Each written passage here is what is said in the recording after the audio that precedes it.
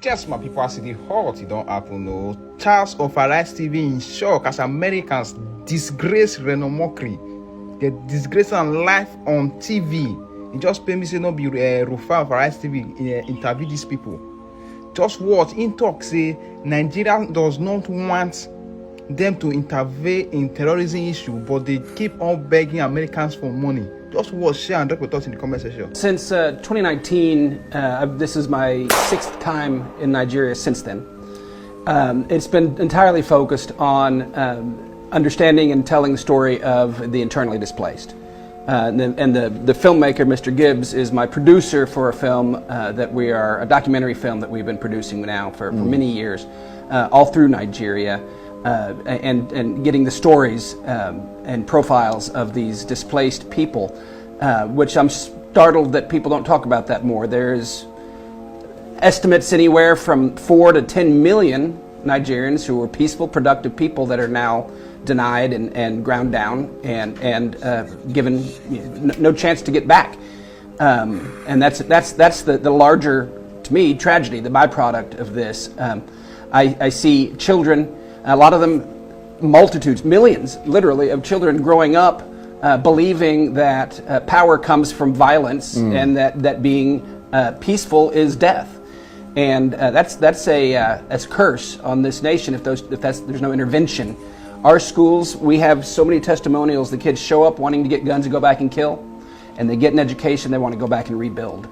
That's how this is ultimately fixed. When the internally displaced are recognized and restored, it'll be the foundation of a great nation. Until then, I fear for this nation. Right, and I think a lot of people would share that fear. But I mean, have you been sort of in communication with, because I mean, one of the reasons why, obviously the Nigerian government has a responsibility to its own people, but one of the reasons why they're going through a very difficult time now is the cutting of support from the United States of America, which used to provide for some of those displaced people, and lots of them in the far north and across many other parts of Nigeria. So, I mean, it's put this country in a very difficult situation as a result of the cutting of those funds. I wonder what your thoughts are. I don't understand why a nation that's as mineral rich and growing as Nigeria has to go and beg from Uncle Sam for help serving their own people. Nigerians have plenty of resources to help these people get back, or at least get something where they can have stability and a life. Now they're denied, they're ground down, they're called criminals, they're called vagrants. Their homes are bulldozed with no warning. It's a horrific life that these people are living. And nobody's here. I mean, why should it be? You don't want America to come here and say anything about terrorism, but you want their money? That doesn't make sense to me whatsoever. Yeah, that makes that's a good point. And let me come to you, Jeff Gibbs, in our off-site studio. I wonder what you make of what's been said so far. Well, you certainly have two of the more informed and well-studied people on the subject on your dais there this evening. And again, my reiteration would be that across all of the walks of life, across all of the different tribes people, faith backgrounds, what I've seen through the hearts and the eyes of Nigerians is what keeps me coming back. And these schools that we serve for these children, for the IDPs who ask for nothing except to educate their children, to give them hope and a way out, is, for me, in my opinion, I would like to see these camps eradicated. I would like to see them put out of business.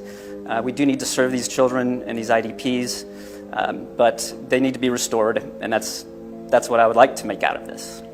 Well, why do you think they're not being served? I mean, why do you think they appear to be ignored?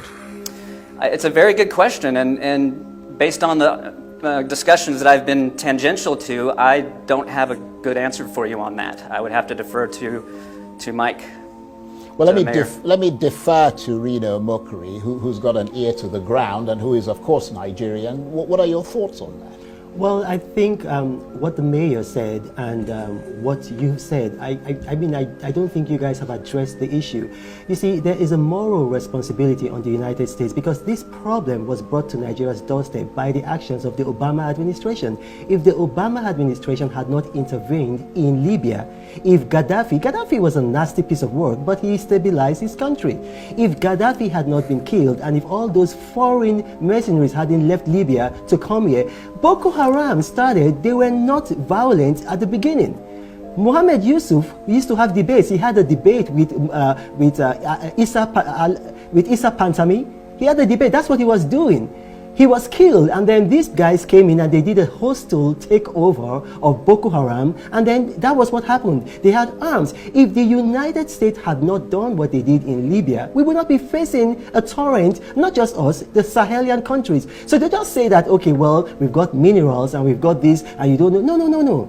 Listen, you have a moral responsibility. The United States has a moral responsibility because government is a continuum.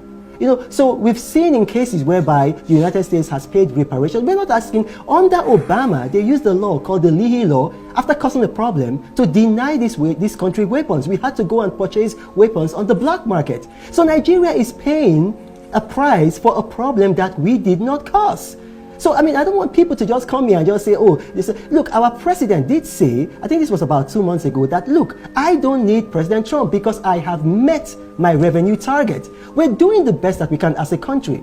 We're fighting corruption. We're growing our economy. Our economy has grown. I mean, we've added $67 billion to our economy in 2 years. In the last quarter, it grew by 4.3%. Our economy is growing faster than our population. But this problem was caused by the actions of the Obama administration. Thank God for a good man like President Trump that lifted the objections of the Leahy Law and began selling weapons to us, like, for example, the Toscano jets. But the United States caused this problem and they need to help us fix it.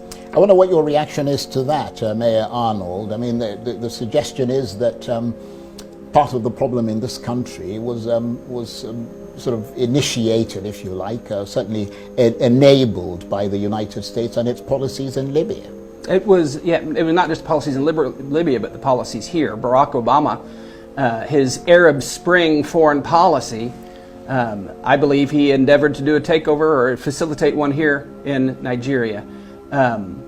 We've got not prepared to release it yet, but hard proof that Obama was very much behind the advance of Boko Haram, and intentionally so.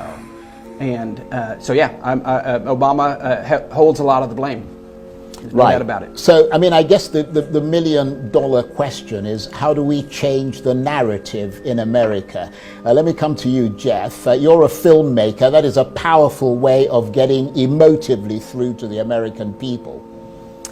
It is, yes. Filmmaking is an extremely powerful platform. It involves all of the senses, and it's part of my intention and part of our goal is to bring awareness to the situation. It's not my job to agree with certain facts or disagree with others. That's not my place.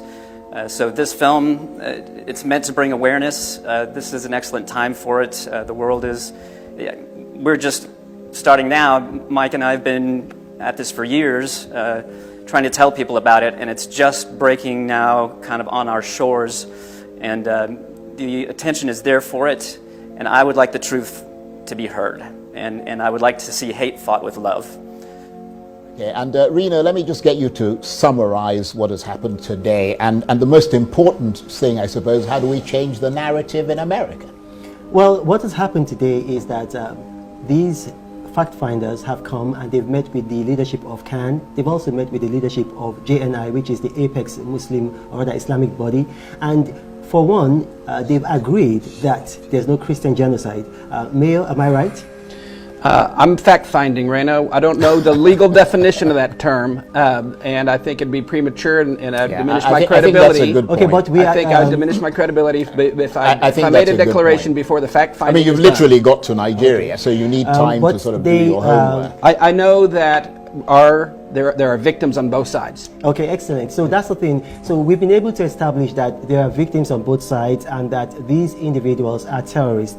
And the point of it all is that by the end of their fact-finding mission, when they go back, when they brief the American policymakers, this whole idea of making Nigeria a country of particular concern will be squashed, Right. will be... So that's the ultimate aim. That's the ultimate aim, Yeah. because if that happens, it's precisely ISWAP and the terrorists who are going to benefit, because that's what they've been wanting. They've been wanting to grow anti-American sentiment in this country. And the people they'll be hurting are the people that they want to help, which are the ordinary Christians and Muslims in Nigeria. Okay. Rena, I want to thank you very much indeed for not only suggesting this topic, but bringing the guests into the studio and bringing them to Nigeria. Rena Omokri is the political commentator, author, and social media influencer. And of course, Mike Arnold, the Republican mayor of the U.S. city of Blanco in Texas. Thank you very much indeed for